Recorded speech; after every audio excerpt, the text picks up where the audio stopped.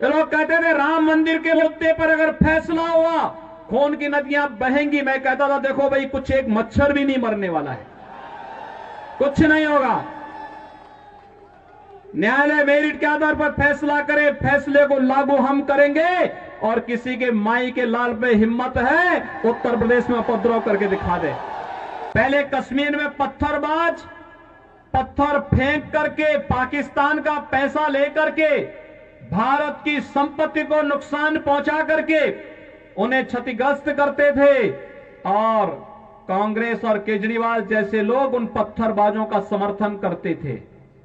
लेकिन धारा 370 समाप्त हुई, पत्थरबाज हुए गायब, और पाकिस्तान प्रस्त आतंकवादी जो पहले भारत के अंदर आकर के जगह जगह विस्फोट करते थे, उन सबको यमलोकपुरी की यात्रा पर भेजना शुरू कर दिया हमारे सुरक्षा बलों के जवानों ने।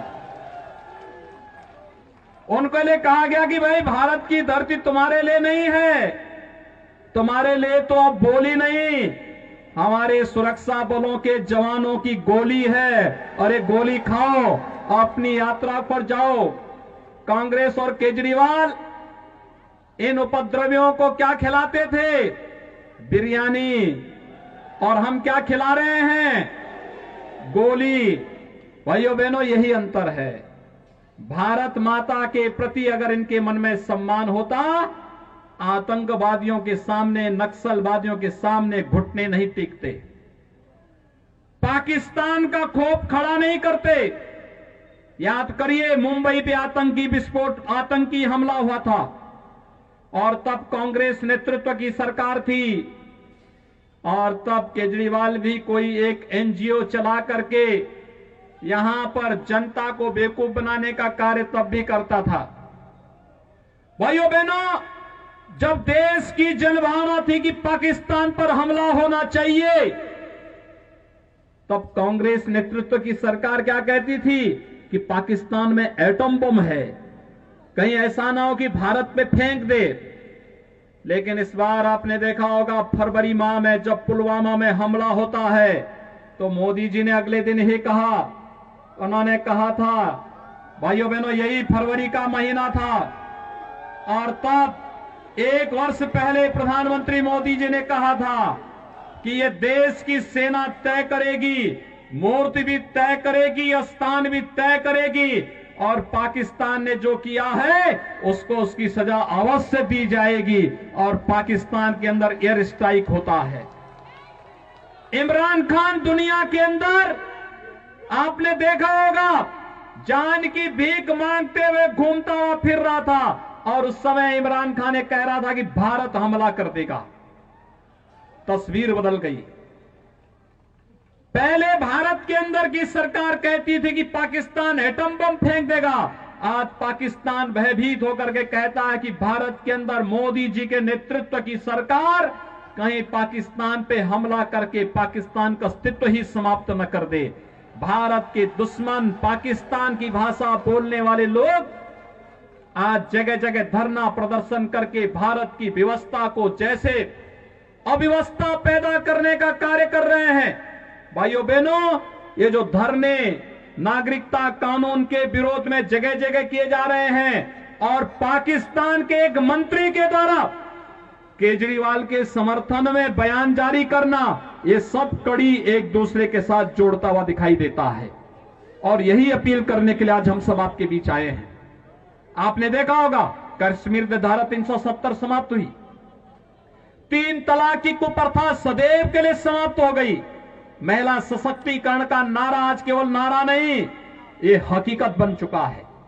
और महिला सशक्तिकरण के माध्यम से 3 तलाक की कुप्रथा को सदैव समाप्त करने के लिए प्रधानमंत्री मोदी जी का, गृह मंत्री अमित शाह जी का अभिनंदन होना चाहिए।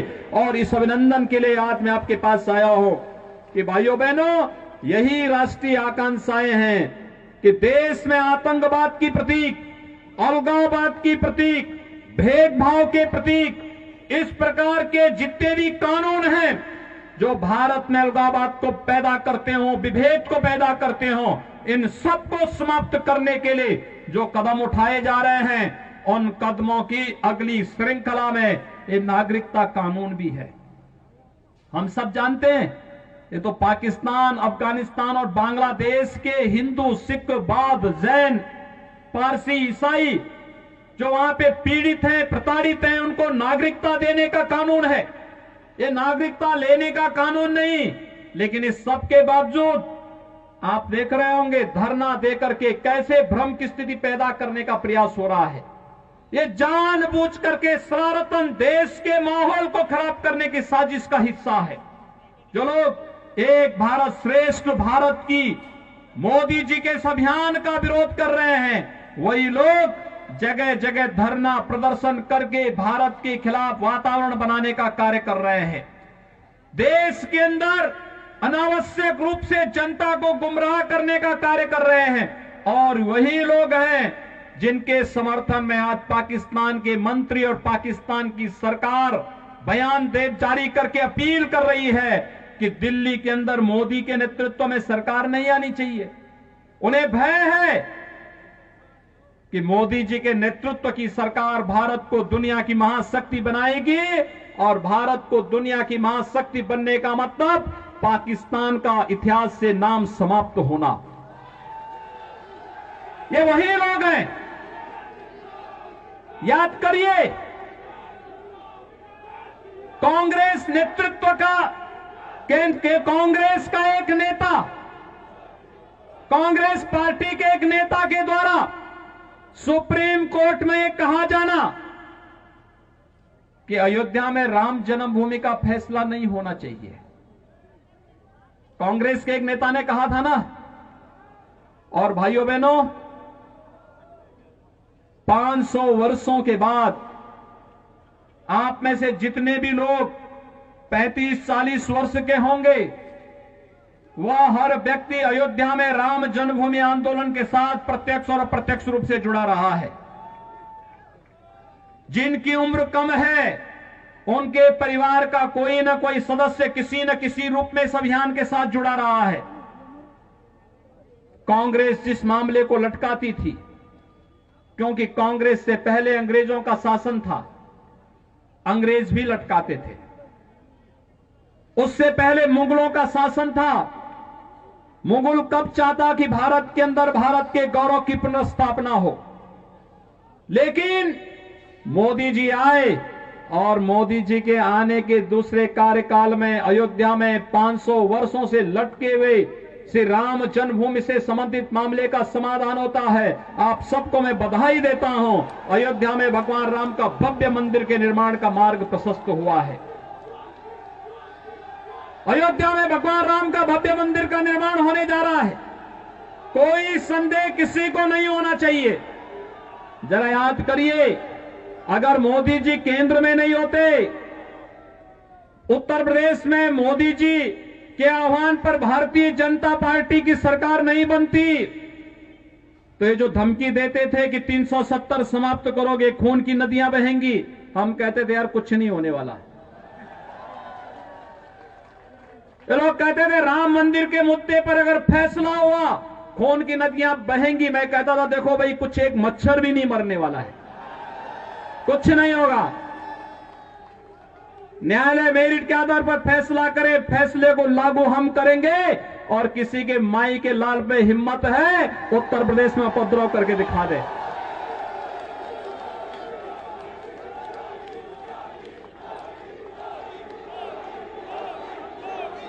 भाइयों बहनों, उत्तर प्रदेश, यहां दिल्ली के बहुत सारे लोग जाते होंगे हरिद्वार में कांवड़ यात्रा में। पहले कांवड़ यात्रा में कांग्रेस की सरकार रही हो, कांग्रेस के जितने भी सहयोगी दल है, केजरीवाल के नेतृत्व के जितने भी इनके सहयोगी दल हैं जो इनके लिए वोट मांग रहे हैं, इनकी सरकारें उत्तर प्रदेश में रही हैं। इन्होंने कांवड़ यात्रा उत्तर प्रदेश के अंदर बंद कर दी थी, नहीं चलने देते थे, प्रतिबंध लगा दिया। डीजे नहीं बजेगा, शंख नहीं बजेगा, घंट नहीं बजेगा, घड़ियाल नहीं बजेगा, पंडाल नहीं लगेंगे। तो जब मेरे पास ये प्रस्ताव आया कि पहले ये होता था, मैंने कहा भाई ये भगवान शिव की भक्तों की यात्रा है, ये शव यात्रा नहीं है। इसमें सब बजेंगे, इसमें डीजे भी बजेगा, शंख भी बजेगा, घड़ियाल भी बजेगा, नगाड़े भी बजेंगे और इनके स्वागत की तैयारी जगह जगह करो और हेलीकॉप्टर से पुष्प वर्षा भी करते जाओ, कोई प्रतिबंध नहीं। लोगों ने कहा कि इतनी बड़ी संख्या में श्रद्धालु आएंगे, दिल्ली से, राजस्थान से, पंजाब से, हरियाणा से, उत्तराखंड से, उत्तर प्रदेश से, अन्य राज्यों से आएंगे, कौन सुरक्षा देगा? अरे हमने कहा ये हमारी जिम्मेदारी है सुरक्षा देना। लोगों ने कहा कि लोग हमला करेंगे, तो हमने एक बात कही, भाइयों बहनों, मैंने बात साफ कही। मैंने कहा देखो भाई, भगवान शिव की भक्तों की यात्रा है, कोई व्यवधान डालना चाहता है तो उसको तय करना है। अगर वो व्यवधान डालेगा हम उसको गोली से समझाएंगे, व्यवधान डाल करके दंगा कराएगा तो गोली उसको समझा देंगे। और भाइयों बहनों, 4 करोड़ से अधिक श्रद्धालु आते हैं, कहीं भी कोई बाल बांका नहीं होता।